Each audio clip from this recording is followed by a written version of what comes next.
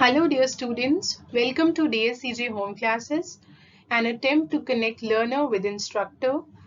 This digital initiative has been started by Directorate of School Education, Jammu.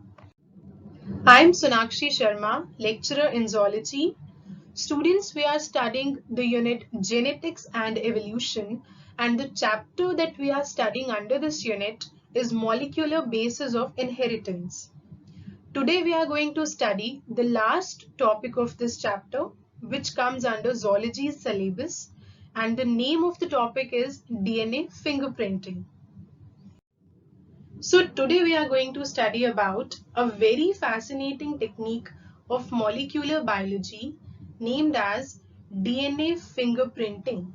It is also known as DNA profiling or DNA typing. Do you know that just as you have unique fingerprints, you also have unique DNA, right? जिस तरह आपके fingerprints unique हैं, आपके fingerprints किसी भी और इंसान के फिंगरप्रिंट्स के साथ 100% आइडेंटिकल नहीं हो सकते. सिमिलरली, आपका डीएनए भी यूनिक है.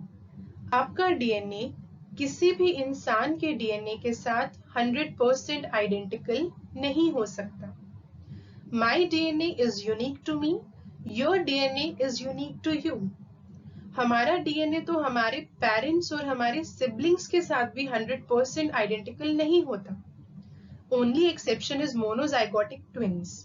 लेकिन अदरवाइज जनरल केसेस में दो लोगों का डीएनए कभी भी 100% आइडेंटिकल नहीं होता. डीएनए की इसी यूनिकनेस को, इसी स्पेसिफिसिटी को यूज करना to give identity to a person, इस टेक्निक को हम कहते हैं डीएनए फिंगरप्रिंटिंग और डीएनए टाइपिंग और DNA profiling. A very crucial technique in solving criminal cases, paternity issues, and many more. So what exactly is DNA fingerprinting? It is a technique to identify a person on the basis of his or her DNA specificity. DNA की specificity, DNA की uniqueness का use करके एक इंसान को उसकी पहचान देना, इस टेक्निक को हम कहते हैं DNA fingerprinting.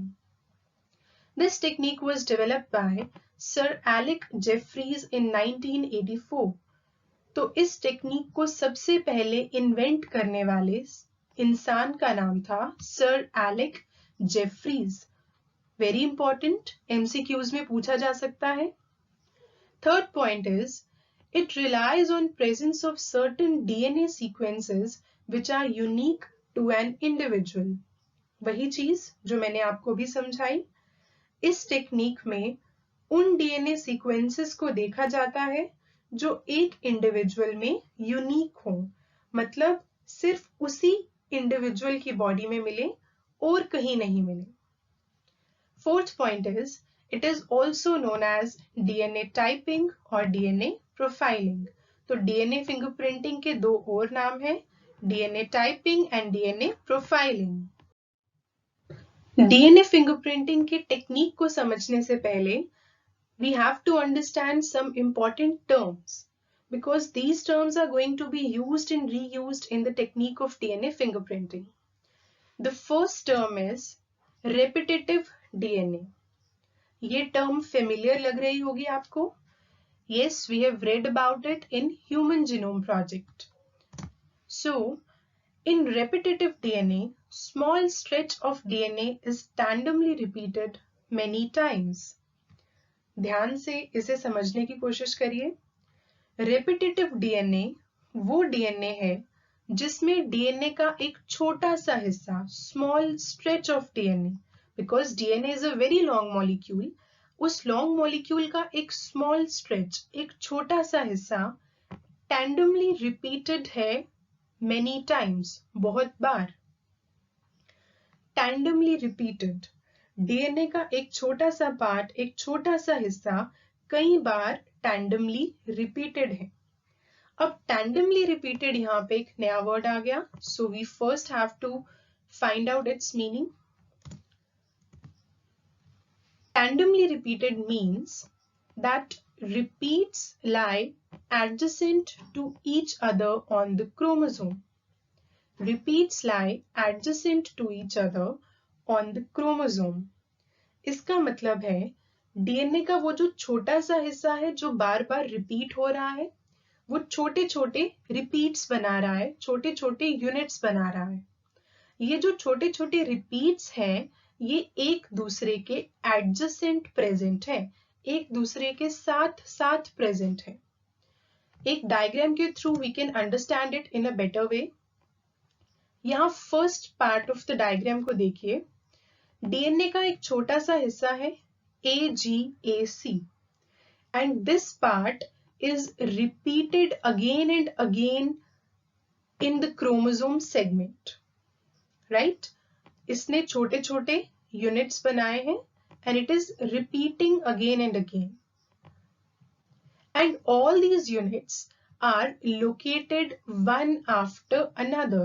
ये सब यूनिट्स एक दूसरे के साथ साथ प्रेजेंट है, एक दूसरे के एडजेसेंट प्रेजेंट है. ऐसा नहीं है कि दो रिपीट्स प्रेजेंट है फिर डीएनए का स्ट्रेच है, फिर दो रिपीट्स आ गए फिर डीएनए का नॉर्मल स्ट्रेच है. No, all the repeats are located one after another, that is adjacent to each other. Such repeats are known as tandem repeats. In repeats को हम क्या कहते हैं? We call them as tandem repeats. Clear? Second point is it does not code for proteins. ये भी हम human genome project में study कर चुके हैं. Repetitive DNA non coding DNA होता है. ये डीएनए कभी भी प्रोटीन्स नहीं बनाता बिकॉज रेपिटेटिव डीएनए ट्रांसक्राइब ही नहीं करता, ये ट्रांसक्रिप्शन करके आरएनए ही नहीं बनाता, तो प्रोटीन्स डेफिनेटली नहीं बनेंगे. So repetitive DNA does not code for proteins. The second term that we have to study is satellite DNA. So it is nothing to do with the space satellite. It is a highly repetitive DNA consisting of short sequences repeated a large number of times. अभी हमने study किया about repetitive DNA, उसके बारे में हमने पढ़ा. Alright. अब satellite DNA क्या है? एक हाईली रिपीटेटिव डीएनए जिसमें छोटी छोटी सीक्वेंसेस बार बार बहुत बार रिपीट हो रही हो, उसे हम कहते हैं सैटेलाइट डीएनए. ये कोई अलग चीज नहीं है, ये रिपीटेटिव डीएनए ही है, but it is a highly repetitive DNA. जो बहुत बार रिपीट हुआ हो उसे हम कहेंगे सैटेलाइट डीएनए. क्लियर? अब ये सैटेलाइट डीएनए या फिर ये हाईली रिपीटेटिव डीएनए कहाँ पे प्रेजेंट होता है? It is present mainly in tightly packed regions of chromosomes like centromere and telomeres. तो हमें क्रोमोसोम का स्ट्रक्चर अच्छे से पता है. We have studied it in 11th standard. Chromosome के सेंटर में होता है centromere, which I am highlighting here. Diagram में ये येलो कलर से पॉइंट आउट किया गया है. एंड क्रोमोसोम के एंड्स पे प्रेजेंट होते हैं टीलोमेयर्स, राइट? तो क्रोमोसोम के सेंट्रोमेयर और क्रोमोसोम के टीलोमेयर्स में प्रेजेंट होता है सैटेलाइट डीएनए और हाईली रिपीटेटिव डीएनए. जो सैटेलाइट डीएनए है it can also be of two types, microsatellites और short sequence repeats and mini satellites और variable number of tandem repeats. Micro और मिनी, इन दोनों वर्ड्स का क्या मतलब है? माइक्रो हो गया बहुत ही छोटा, वेरी वेरी स्मॉल, और मिनी भी छोटा ही है लेकिन it is somewhat larger than micro. Micro is very small which is microscopic and mini is comparatively larger. Okay, तो हम देख लेते हैं इनका मतलब क्या है. माइक्रोसैटेलाइट्स में शॉर्ट टैंडम रिपीट्स प्रेजेंट होते हैं. जो माइक्रोसैटेलाइट के टैंडम रिपीट्स हैं वो बहुत ही छोटे छोटे होंगे, like 2 to 4 base pairs long. 2 से 4 बेस पेयर्स लंबा एक सेगमेंट होगा डीएनए का, वही सेगमेंट बार बार डीएनए में रिपीट हुआ होगा। दिस इज अ माइक्रोसैटेलाइट और SSR, short sequence repeats. And mini satellites के केस में we have long tandem repeats like 10 to 100 base pairs. 10 से 100 बेस पेयर लंबा एक सीक्वेंस होगा, वही सीक्वेंस बार बार रिपीट हुआ होगा। सो यहाँ पे डिफरेंस कहाँ आ रहा है? जो बेसिक यूनिट है, जो बेसिक सीक्वेंस है जिसने रिपीट होना है, उस सीक्वेंस की लेंथ में डिफरेंस है। अगर तो वो सीक्वेंस 2 to 4 बेस पेयर्स लंबा है तो हम उसे कहेंगे माइक्रोसैटेलाइट। अगर वो सीक्वेंस 10 to 100 बेस पेयर लंबा है तो हम उसे कहेंगे मिनी सैटेलाइट। इस डायग्राम के थ्रू हम देख सकते हैं, सबसे पहले यहाँ पे ड्रॉ की गई है मिनी सैटेलाइट। यहाँ पे आप देख सकते हैं ये जो रिपीट्स बताए हैं 1, 2, 3 एंड 4। यहाँ पे जो एक यूनिट की लेंथ है, साइज ऑफ 1 यूनिट, यहाँ पे ऊपर लिखा गया है it is 100 base pairs. About 100 base pairs मिलकर एक यूनिट बना रहे हैं और वही यूनिट बार बार रिपीट हो रहा है, राइट? लेकिन जब हम सेकेंड केस देखें which is about micro satellites या जिन्हें हम SSRs बोलते हैं, यहाँ पे अगर आप यूनिट का साइज देखो तो वो कितना ज्यादा स्मॉल है, बिल्कुल छोटा सा एक यूनिट है और वही यूनिट बार बार डीएनए में रिपीट हो रहा है। यहाँ पे यूनिट का साइज कितना बताया गया है? 2 to 6 बेस पेयर्स, या हम 2 to 4 बेस पेयर्स भी बोल सकते हैं। सो इतना छोटा सा यूनिट ही डीएनए में बार बार रिपीट हो रहा है। अगर छोटा यूनिट रिपीट हो रहा है दैट इज अ माइक्रोसैटेलाइट, अगर बड़ा यूनिट रिपीट हो रहा है that is a mini satellite और VNTR, variable number of tandem repeats. The third important term here is variable number of tandem repeats और VNTRs, जिनके बारे में हमने अभी पढ़ा है। इन्हें हम मिनी सैटेलाइट्स भी कहते हैं। A VNTR is a location on genome where a short nucleotide sequence about 10 to 100 base pairs long is arranged tandemly in many copy numbers. VNTR genome के ऊपर एक लोकेशन है, एक साइट है जहां पे 10 to 100 base pairs long sequence bar bar repeat होती है। The size of VNTR varies from one individual to another. This is a very important point to note down. VNTR का साइज हर एक individual में different होता है, हर एक individual में अलग होता है। इसे कुछ इस तरह से समझने की कोशिश करते हैं। Suppose there are 3 different individuals, 3 अलग अलग लोग हैं, ओके? Now this individual, ये जो फर्स्ट इंडिविजुअल यहाँ पे है, इसकी VNTR का साइज इतना लंबा है, इसकी VNTR इतनी ज्यादा लॉन्ग है। This individual, her VNTR is smaller comparatively. अब ये जो VNTR आई है ये फर्स्ट इंडिविजुअल के कंपैरेटिवली थोड़ी सी छोटी है। इसका मतलब दो लोगों के VNTR का साइज मैच नहीं कर रहा। Similarly, in the case of this third individual, we can see that he has the smallest of the 3 VNTRs. इसके पास सबसे स्मॉल साइज की VNTR प्रेजेंट है। This means एक इंडिविजुअल का VNTR उसके लिए यूनिक है। मेरे VNTR की लेंथ और आपके VNTRs की लेंथ कभी भी मैच नहीं कर सकती। जैसे हमारे फिंगरप्रिंट्स यूनिक है, वैसे ही हमारे डीएनए में जो VNTRs प्रेजेंट हैं वो भी यूनिक होते हैं और इसी प्रॉपर्टी को यूज किया जाता है डीएनए फिंगरप्रिंटिंग के टेक्निक में। And the last term that we have to understand is probe. A single-stranded fragment of DNA or RNA which can be radioactively labeled. DNA या RNA की एक सिंगल स्ट्रैंडेड फ्रेगमेंट जिसे हम किसी radioactive molecule के साथ label कर सकते हैं, उस सिंगल स्ट्रैंडेड फ्रेगमेंट को हम कहते हैं probe. Now, after understanding all these terms, we are ready to study about the technique of DNA fingerprinting. So these are the steps that are involved in DNA fingerprinting. We have to study them one by one.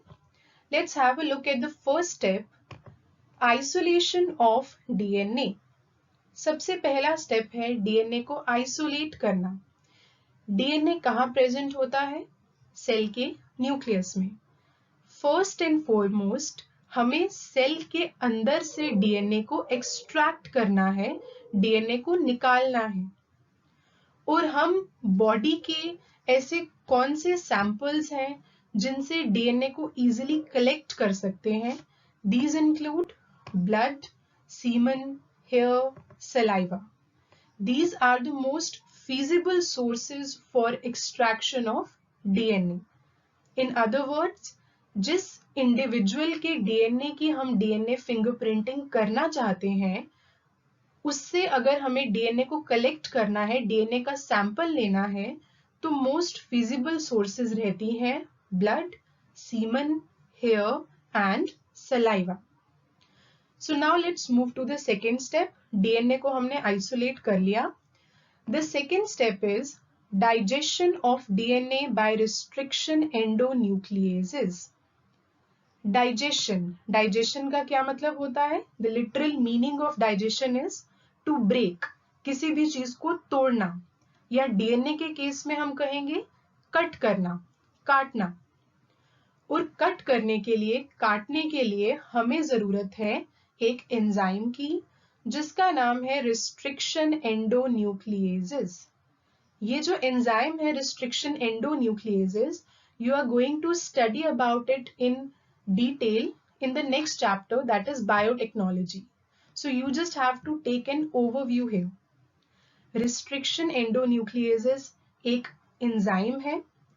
ये enzyme DNA को छोटी छोटी fragments में cut कर सकता है.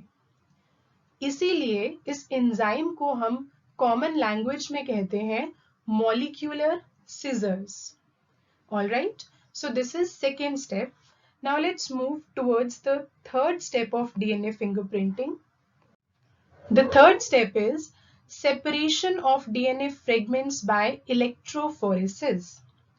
DNA की fragments हमारे पास आ चुकी हैं सेकेंड स्टेप तक.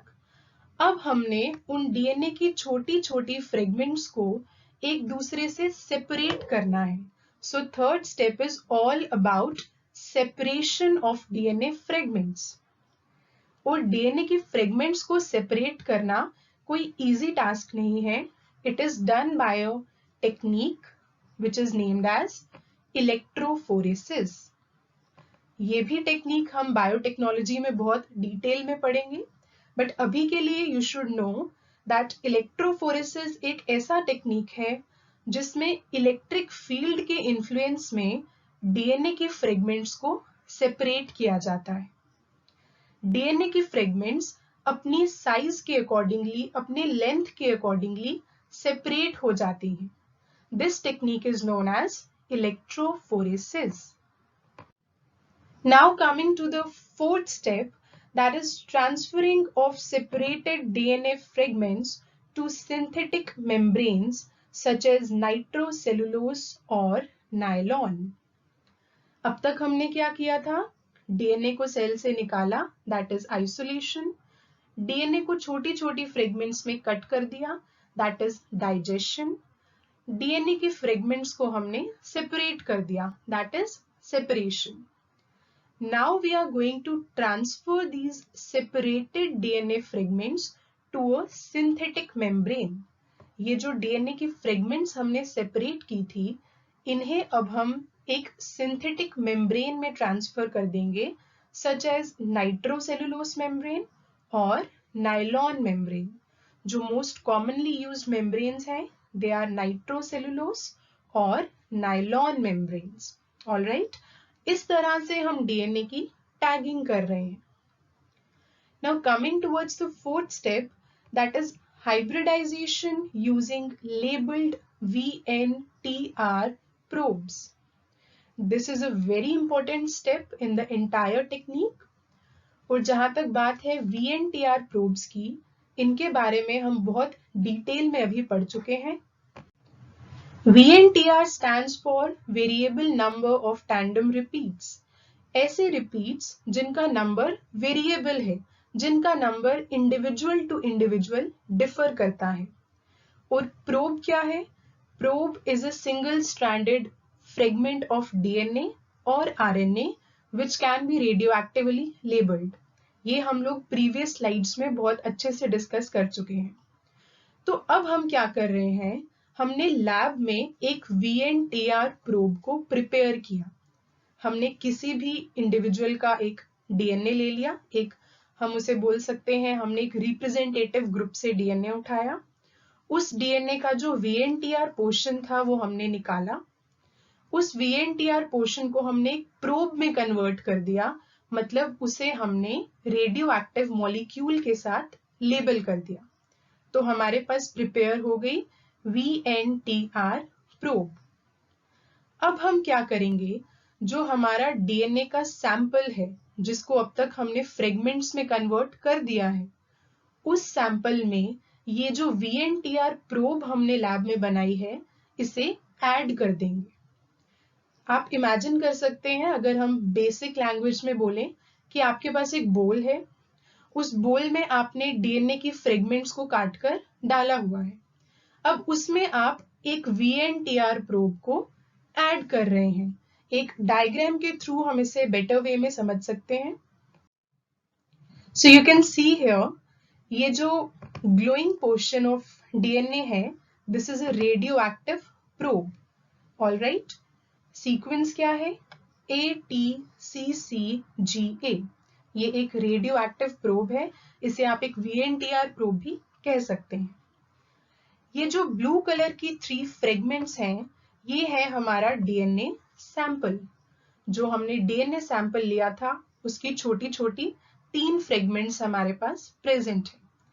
अब इन तीनों फ्रेगमेंट्स का जो हमारे पास एक मिक्सचर प्रेजेंट है, इस मिक्सचर में हम क्या डाल रहे हैं, हमारी radioactive probe. So we are mixing the radioactive probe with the single stranded DNA sample. This is clear to you?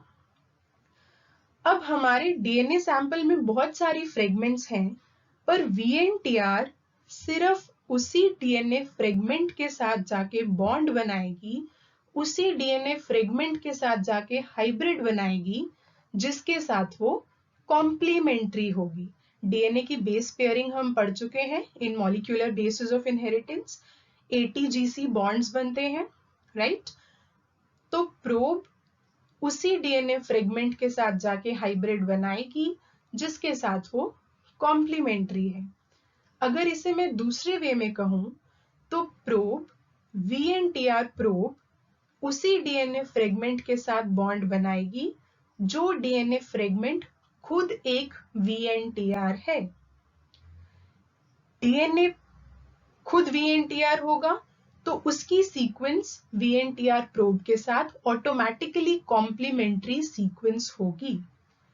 तो एक तरह से हम यहाँ पर क्या कर रहे हैं, हम फाइंड आउट कर रहे हैं कि हमारे सैंपल DNA में जो tens and thousands of DNA fragments हैं, उनमें से VNTR फ्रेगमेंट कौन सी है. क्लियर? तो VNTR प्रोब जिस भी फ्रेगमेंट के साथ जुड़ जाएगी, जिस भी फ्रेगमेंट के साथ जाके हाइब्रिड बनाएगी, वो फ्रेगमेंट भी एक VNTR होगी, एक variable number of tandem repeat होगी. This is clear to you now? Now we are coming towards the last step of DNA fingerprinting, which is detection of hybridized DNA fragments by autoradiography. देखो VNTR probe ने जाके अपना जो जोड़ीदार था, अपना जो कॉम्प्लीमेंट्री DNA था, जो कि एक VNTR ही होगा ऑब्वियसली, उसके साथ जाके उसने हाइब्रिड डीएनए बना लिया, उसने बॉन्ड बना लिया, उसने अपना पार्टनर ढूंढ लिया। लेकिन हमें भी तो पता चलना चाहिए कि VNTR प्रोब ने कहाँ जाके अपना पार्टनर ढूंढा है, उसका पार्टनर कौन है। तो उस डीएनए को अब हमें डिटेक्ट करना है जिस डीएनए के साथ VNTR ने हाइब्रिड बनाया है। और वो डिटेक्शन हम लोग बिना किसी प्रॉपर मॉलिक्यूलर बायोलॉजी टेक्निक के नहीं कर सकते। तो उस टेक्निक का नाम है autoradiography. Okay, this technique is named as autoradiography. Recall करिए, VNTR probe radioactively labelled है, राइट? ये जो टेक्निक हम यूज कर रहे हैं इसका क्या नाम है? Auto radiography.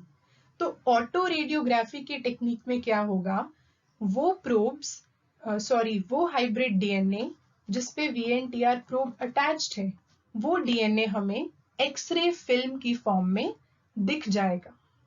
So we will be able to detect the hybridized DNA fragments by the technique of autoradiography.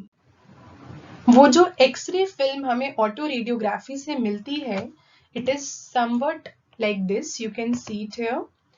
इस एक्सरे फिल्म में VNTRs के डिफरेंट बैंड्स का एक पैटर्न अपीयर होता है।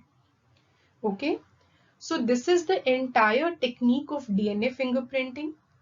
अल्टीमेटली हम क्या कर रहे हैं, हम एक डीएनए सैंपल में उस डीएनए का VNTR आइडेंटिफाई कर रहे हैं।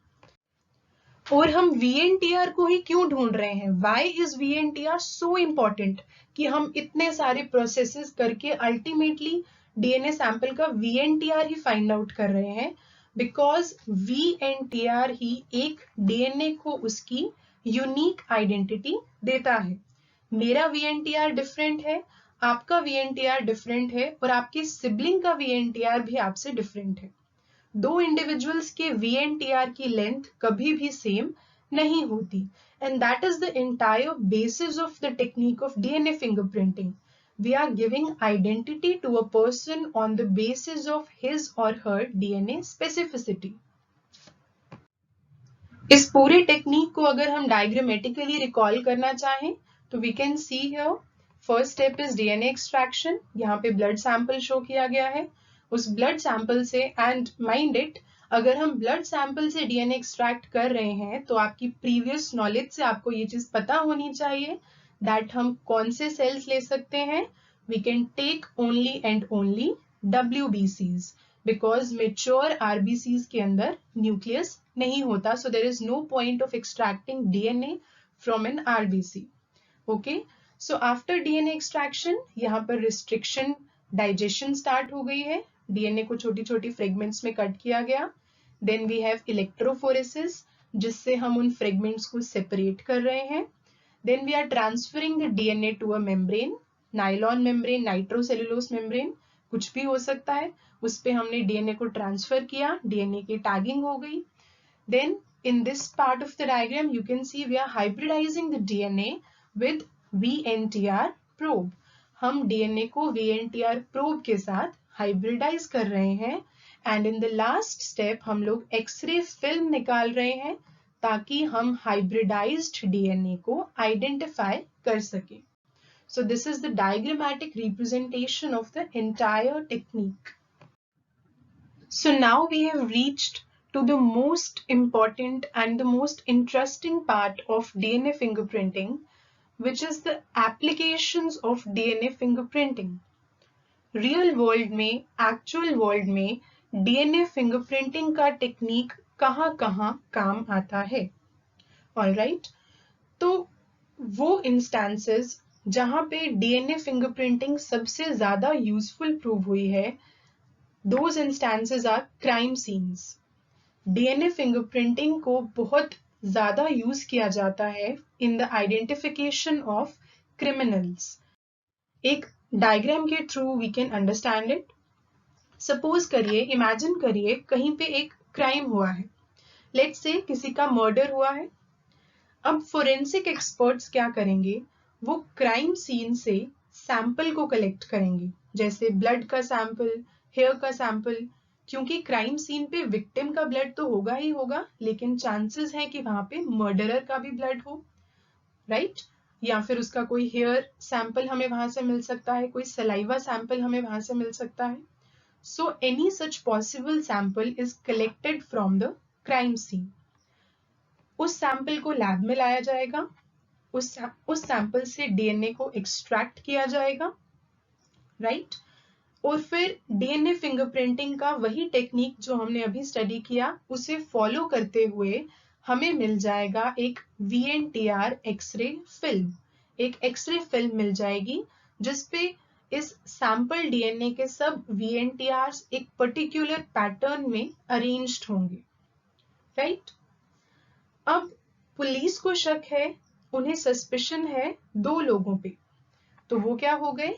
You can see here suspect 1 and suspect 2. उन्हें लगता है कि इन दोनों में से ही किसी ने मर्डर किया है. तो पुलिस क्या करेगी? सस्पेक्ट 1 और सस्पेक्ट 2 दोनों का डीएनए सैंपल कलेक्ट करेगी, राइट? दोनों के डीएनए सैंपल्स की डीएनए फिंगरप्रिंटिंग की जाएगी following the same technique that we red.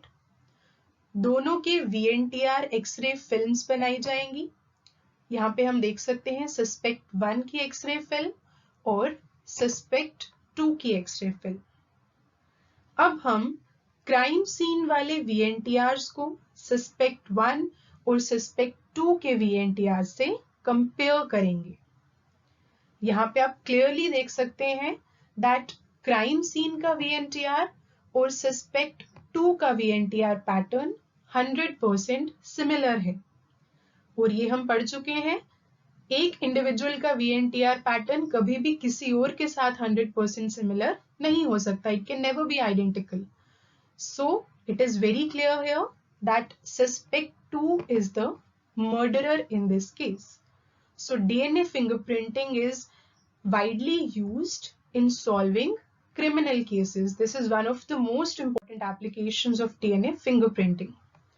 Apart from this, you can see that second application is paternity-maternity disputes.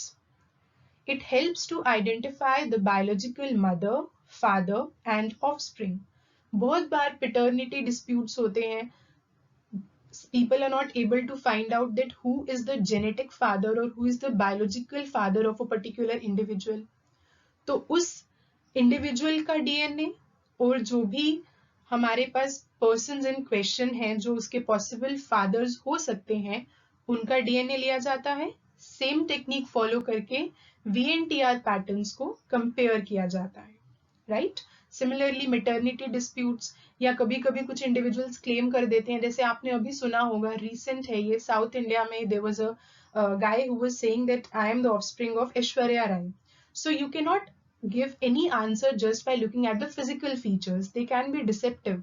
So ultimately, tests like DNA fingerprinting come to rescue in such cases. DNA fingerprinting से ये cases बिल्कुल cleanly solve हो जाते हैं. Then third application you can see is that it is used to confirm the identity of badly damaged bodies in accidents and blasts. कहीं पे कोई accident हो जाता है, कोई ब्लास्ट हो जाता है, बॉडीज पूरी तरह से डैमेज हो जाती हैं, उन बॉडीज को उनकी आइडेंटिटी देना उनके डीएनए सैंपल से हम कर सकते हैं. जो भी फैमिलीज क्लेम कर रही हैं कि ये हमारा कोई नोन है, रिलेटिव है, फैमिली मेंबर है, हम डीएनए को कंपेयर करके ऐसे केसेस को भी सॉल्व कर सकते हैं. Then last application is it helps to identify racial groups. Population की स्टडी में, पॉपुलेशन डाइवर्सिटी की स्टडी में हम बहुत बार डीएनए फिंगरप्रिंटिंग को यूज करते हैं एक रेशियल ग्रुप को या एक एथनिक ग्रुप को उसकी आइडेंटिटी प्रोवाइड करने के लिए. So these are the most important applications of DNA fingerprinting.